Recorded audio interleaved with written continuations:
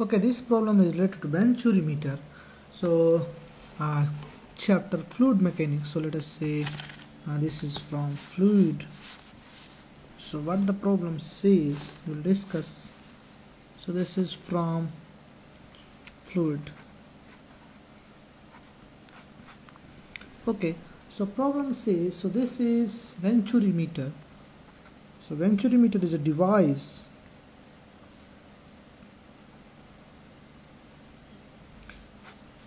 So this device, what this device does, this device measures the velocity. So let us first make the diagram of a Venturimeter. So this is a device. There is something like this, and there is a low cross-section area, and there is a once again tube, and then there is a high cross-sectional area. Something like this. Now a liquid flows in this way. So liquid flows in this way from this. So these are the streamline. Basically streamline is same thing, something like line of force in electrostat. A streamline has same idea. The streamline cannot cross to each other like line of forces cannot cross to each other. So this difference in height is given. So there is a high pressure and there is a low pressure, and this difference in height is given to you. This height is h. Cross section area here is a1, velocity is v1. Cross section area here is a2. So this cross section area is a2, this cross section area is a1, and here velocity is v2. Now any other thing that is given, a1, a2, v1, v2, that is given. 2-3 points is important. First, if you see a1 v1 continuity equation is equals to a2 v2. Now I can say v2 is nothing but a1 v1 divided by a2. So a1 by a2 into v1. So this is your v2.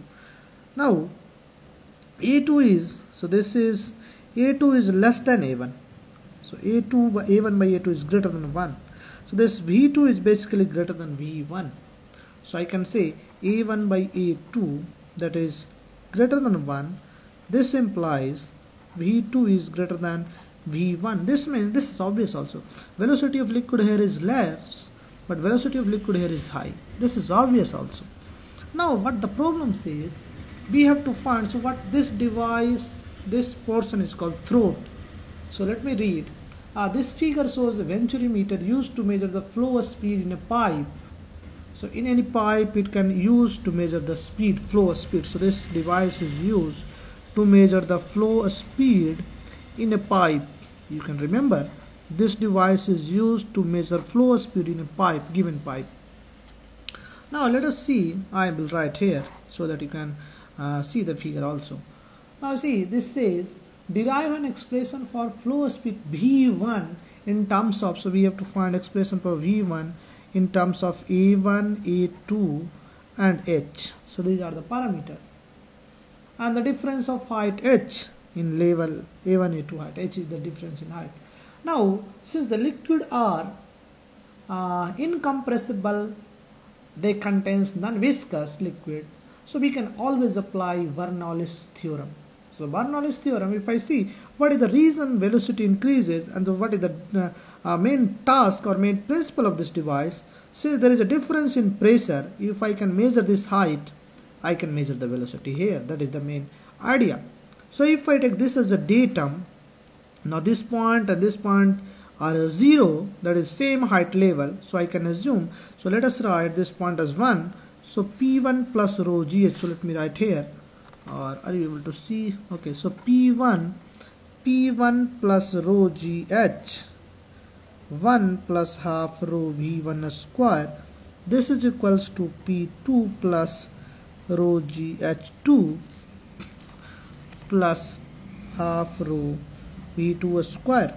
Now this is datum, so h1 is 0 and h2 is also 0. So I can write p1 plus half rho v1 square is equals to p2 plus half rho v2 square. Now you see figure, if you see this figure, p1 is higher and P2 is low. So at this point pressure, so at this point what is the pressure? So P1 is the total pressure, this is the higher, so this is the pressure at this point.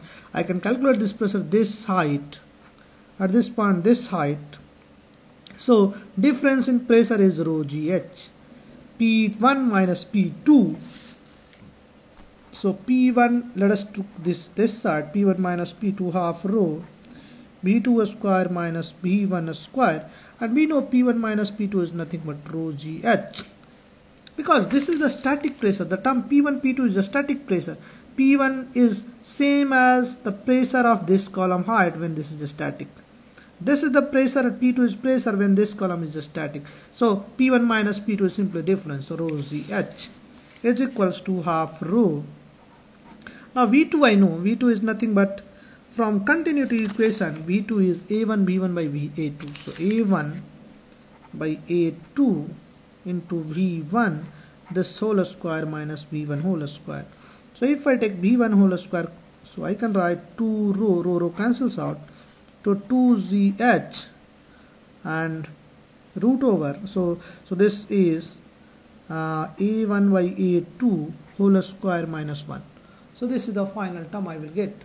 Now if I take root both sides, so I will get V1 is under root 2ZH by A1 by A2 whole square minus 1. So this is the velocity at throat. This point is called throat. So you see this section is called throat of Venturimeter. So this is called throat of Venturimeter. So I can see the pressure is, velocity V1 is given by under root 2ZH A1 by A2 whole square. So now see, A2 is always greater than less than A1. So this term is greater than 1. This term, so velocity can't be negative. So this term is greater than 1. So this is not imaginary number, always positive number. Important point, if you see, since here lesser area velocity is higher, more area velocity is lower. So before this point velocity is low, after this point velocity is again low. Middle this point velocity is high. So this means how there is a velocity gain, this is because there is a pressure difference. So what is happening, this pressure difference applying a force, and that's why this liquid gets accelerated. So there is a net force to the right that accelerates the fluid as it enters the throat, and a net force to the left that slows its velocity as it leaps. So you see, when this goes here this side, there is a force, net force, that in this direction, and when it goes this side, so there is a velocity is going slower, so there is a net force in this direction. So in this you can say on throat, so liquid that is in the throat, there is a net force in this direction when it leaves out.